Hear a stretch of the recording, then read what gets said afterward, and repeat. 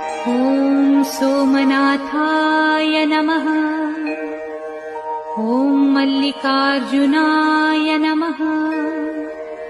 ॐ महाकालेश्वराय नमः। ॐ ओंकारेश्वराय नमः।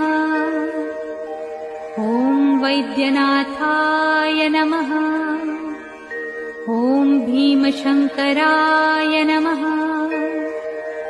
ॐ रामेश्वराय नमः। ॐ नागेश्वराय नमः। ॐ विश्वेश्वराय नमः। ॐ त्र्यंबकेश्वराय नमः। ॐ केदारेश्वराय नमः।